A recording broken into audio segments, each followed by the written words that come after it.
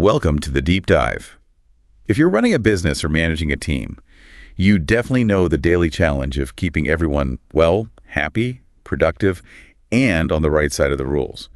It's a huge task, isn't it? It really is. From the moment someone starts their first day through to managing pay, performance reviews, leave requests. Gosh, it can feel like just mountains of admin and complex regulations. Yeah, absolutely. A constant juggle. But what if there was a way to smooth all that out, make it more efficient?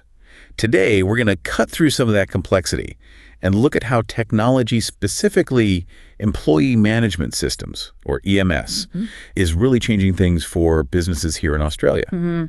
These systems, they're not just about ticking boxes in HR anymore. They're actually strategic tools. They can empower your team, boost engagement, and honestly, just free up so much of your time. That's the goal, definitely. So for this deep dive, we've basically done the homework for you. We've gone through a pretty comprehensive review of the main EMS platforms available right now in Australia. Yeah, looked at what's out there. Our mission, really, is to pull out the key things you need to know about these systems. What are their main features? What are the pros, the cons? Who are they actually best suited for? And what about the pricing? Crucial stuff. By the end of this, you should have a much clearer picture, a kind of map, to help you find the right EMS for your specific business needs. Hopefully take some of the guesswork out of it. Exactly. So let's unpack this a bit. For ages, employee management felt very administrative, didn't it? Just tasks to get done. Very much so. Reactive. But an EMS seemed to flip that script. It shifts things from being purely reactive HR stuff to something more proactive, more about managing people effectively. So what does that proactive side actually look like with an EMS? How does it go beyond just, automating the paperwork? That's a great question. I think what's really transformative isn't just freeing up the HR team, although that's huge. It's how these systems give information and control back to the employees themselves. The self-service aspect. Well, precisely. Think about it. Employees can log in, check their leave balance, request time off, grab their payslip, update their bank details, even do some online training sometimes, all through a portal. Right, without needing to chase someone in HR. Exactly. It changes the dynamic. It's not HR holding all the keys, it's employees managing parts of their own employment journey. And this isn't just for convenience, it genuinely makes things run smoother, boosts productivity. And engagement too, I imagine. People feel more trusted, maybe? Absolutely, more empowered. And that generally leads to, a happier, more efficient workplace overall. Okay, so efficiency, empowerment, what else? Well, crucially, especially here in Australia, compliance. Our local regulations, awards, WHS work, health and safety, they're complex. Definitely a minefield those times. It really can be. Getting award interpretation wrong, for instance, can be incredibly costly. An EMS with strong Australian compliance built in turns this from a kind of hidden danger into something manageable, transparent. It acts like a safety net. So it frees up HR and managers from those repetitive tasks. Right, the admin burden. Lets them focus on more strategic things like developing talent, improving culture. Plus, these systems generate data, really valuable insights for making better decisions about your workforce. Okay. Ultimately, it's all geared towards helping the business grow by having a workforce that's better supported, more engaged, and frankly, correctly managed according to the law. I can definitely see the value proposition there. But when businesses decide to implement an EMS, what's often the biggest hurdle they hit? Is it just getting people to use it or something else? Often it's really about changing habits and making sure everyone, right from the top down to the newest person, actually understands why this system is valuable, not just another piece of software HR is making them use. So communication and training are key. Absolutely. If it feels like just another chore or if it's hard to use, adoption will definitely lag behind. Ease of use is critical. That makes total sense. Okay, so let's dive into the landscape. There are quite a few options out there in Australia, and they all seem to have slightly different strengths. It can feel a bit overwhelming. Maybe we can group them somehow, help people understand the main categories. Yes, definitely. The Australian market is quite diverse, which is good. But yeah, categorizing helps. We can sort of group them by their main focus. Okay, where should we start? Let's start with what I'd call the comprehensive all-rounders. These are the platforms aiming to do pretty much everything: HR admin, payroll, maybe recruitment, sometimes even learning and development modules. The big hitters. Kind of, yeah. So first up, you've got Employment Hero. It's a really popular one, often called a powerhouse platform. Its big strength is that integrated HR and payroll really tightly linked. And Australian compliance. Oh yeah, big focus there. Automated award interpretation is a huge feature for them, which, as we said, is massive for Aussie SMEs navigating those complex awards. Saves a ton of headaches and potential fines.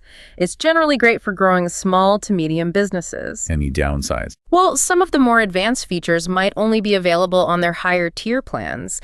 And like with many platforms, you sometimes hear varying feedback on customer support response times, depending on the issue. Okay, good to know. Who else is in this all-rounder group? Then there's Elmo Software, Yeah. another really big name in Australia and New Zealand. What's interesting about Elmo is its modular approach. It's a cloud suite covering the whole employee life cycle, but you can kind of pick and choose the modules you need. So more flexibility, maybe. Exactly. Very flexible. They have strong local support. They're ISO certified, which speaks to security. And it's definitely designed to scale up as a business grows, from medium right up to large enterprise. And the catch? Because it's so comprehensive and modular, the setup can sometimes take a bit longer, and it might represent a more significant investment compared to some simpler systems, especially upfront. Right, got it. Any others in this category? Yeah, let's talk about Sentrient. This one's Australian-born, initially aimed at SMEs, but it can handle larger organizations too. Their big focus is also on local compliance. They even tout an AI-powered system to help reduce HR paperwork. AI, interesting. Yeah, helping automate some of those standard HR document flows. It's generally known for being pretty easy to use and covering the core HR bases comprehensively. Their pricing is usually custom, though, so you'd need to get a specific quote. Okay, one more maybe. Let's mention Rippling. Now, Rippling is a bit different. It's a global player, but it's made big inroads here. It aims to integrate HR, payroll, IT, and even some finance functions. Wow, IT as well. Yeah, this is where it gets really powerful. Think about onboarding. Rippling can potentially handle setting up the payroll, the benefits, and ordering the employee's laptop and setting up their software accounts all in one go. That's seriously integrated. It is. The automation potential across different departments is huge. It's great for fast-growing companies, maybe those operating internationally, and yes, it handles Australian payroll. The potential downside, it could definitely be overkill for a small, simple business. And because it does so much, the initial setup might feel quite complex. Okay, that's a solid overview of the all-rounders. It sounds like they cover a massive amount of ground. But quick question for a really small startup, just a few people. Could these big systems be too much? Too complex, maybe too expensive, even with modules? That's a very fair point. Yes, for a tiny startup, some of these, even the modular ones, might feel like using a sledgehammer to crack a nut initially. They might be better off starting simpler and scaling up later. But the flexibility of something like Elmo does allow you to start smaller and add on. Good point.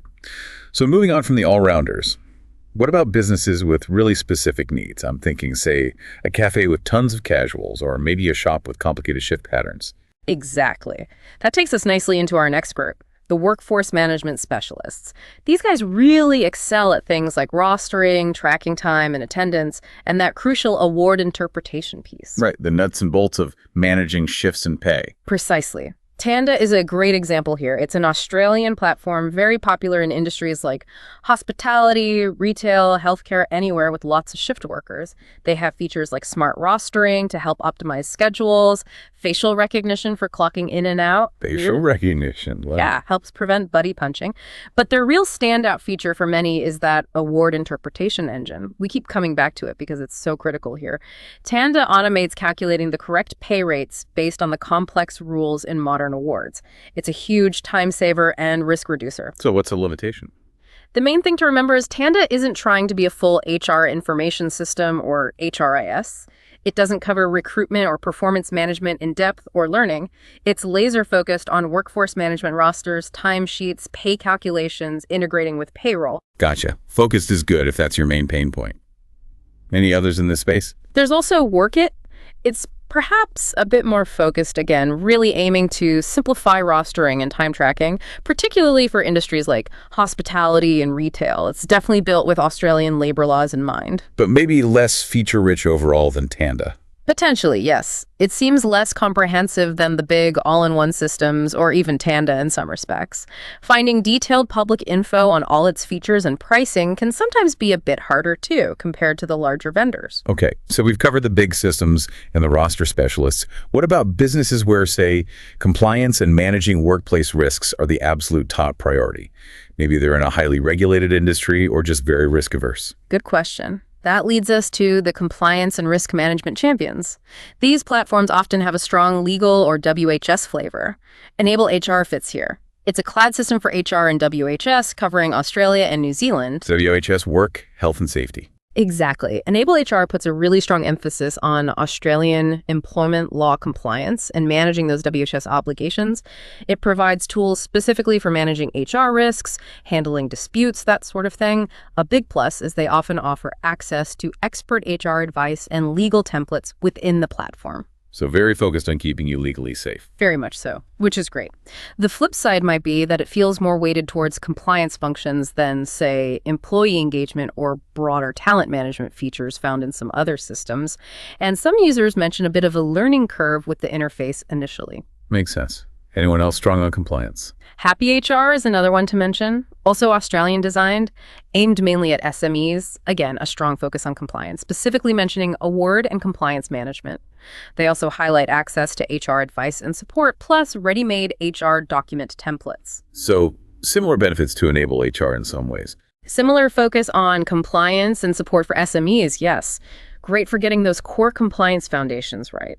Potential limitations might be around the level of customization available for businesses with very unique or complex needs compared to larger enterprise systems. Okay. One last category then.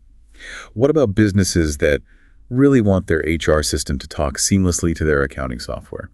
Avoid double data entry, that kind of thing. Ah, yes. The integrated business solution, especially those with strong accounting links.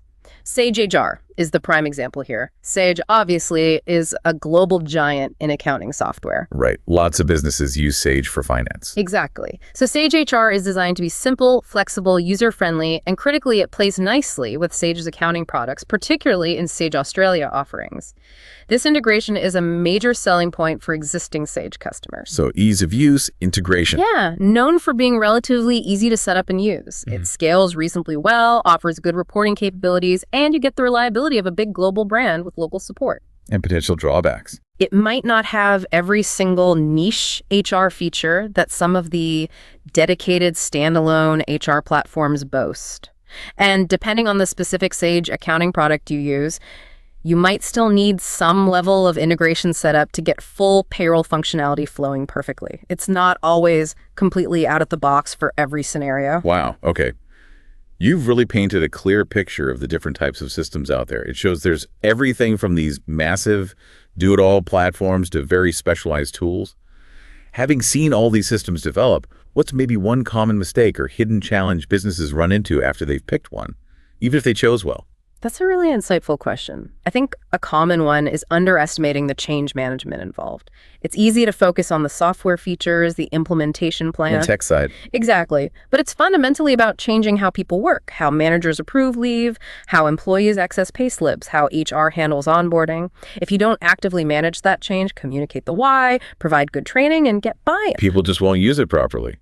Or at all. Precisely. You can have the best system in the world, but if adoption is poor because the human side wasn't managed well, you won't get the benefits. It's as much a people project as a tech project. That is such a crucial point. Okay, so bringing it all together, what does this really mean for you, the listener, when you're faced with choosing one of these systems? What are the absolute key things to focus on before you make that decision, before you sign on the dotted line? Right. This really raises the critical question. How do you, in your specific business context, actually evaluate these options effectively? Where do you even start? Yeah, where do you start? First, identify your biggest headaches. Seriously, what are the main pain points right now? Are you drowning in HR admin? Is rostering taking up way too much time? Are you constantly worried about compliance mistakes? Start with the problems you need to solve. Exactly. If you connect it back to that bigger picture, solving your primary issues gives you the quickest wins and the best return on investment, usually. Don't get distracted by flashy features you don't actually need yet. Okay. Solid advice. What's next? Second, team size and growth. Think about how many employees you have now, but also where you expect to be in, say, 3 to 5 years. Does the system scale easily? So it grows with you. Yeah. A system that's perfect for 20 employees might buckle under the strain at 100. Or a system built for 500 might be unnecessarily complex and expensive for 20. You need a solution that fits now, but can also accommodate your future plans without needing a massive disruptive change later. Makes sense. Yeah. We've mentioned it a lot, but Third, Australian compliance is non-negotiable. I know we keep saying it, but it's vital. Does the system truly understand and handle Australian employment law, modern awards, superannuation, TFN declarations, single-touch payroll? Get demonstrations. Ask specific questions about how it handles your industry's award, for example. Getting this wrong is just too costly. absolutely critical here. Okay, what else? Fourth, integration capabilities. We touched on Sage, but think broader. Does the EMS need to connect with your accounting software? What about your recruitment platform, if you use a separate one? Or a CRM, check if it can play well with others. Avoid manual data entry between systems. Exactly. Good integration saves time, reduces errors, and gives you a more unified view of your business data. Look for open APIs or established integrations with the tools you already use or plan to use. Good point. And usability. Fifth, ease of use. Cannot stress this enough. If the system is clunky, confusing, or just plain ugly, people won't want to use it. Not just your HR team, but your managers and employees using the self-service features. Needs to be intuitive. Yes. Look for a clean, modern interface. Ask for a trial or a detailed demo focused on the user experience for different roles. If it's hard to use, adoption will suffer, period. Okay, nearly there. What about help when things go wrong? Sixth, customer support. Things will go wrong occasionally. You'll have questions. How easy is it to get help?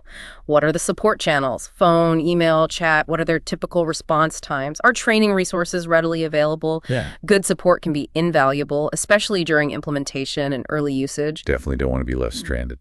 And finally, Yeah. the price. Seventh, understanding the price tag. It's not just the headline monthly fee per employee.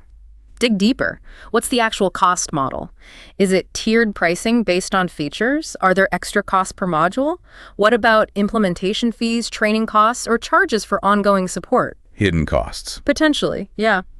Ask for a clear breakdown of all costs involved, not just the subscription fee. Make sure you understand the total cost of ownership over, say, the first year or two. This is often where businesses get caught out by surprises. That's a fantastic checklist, really practical things to consider. This deep dive has definitely shown how strategic choosing the right EMS can be and given us a really clear map of what's available in Australia. It really drives home that investing in the right system isn't just about software. It's an investment in your people, your most valuable asset. Absolutely. It underpins so much of the employee experience.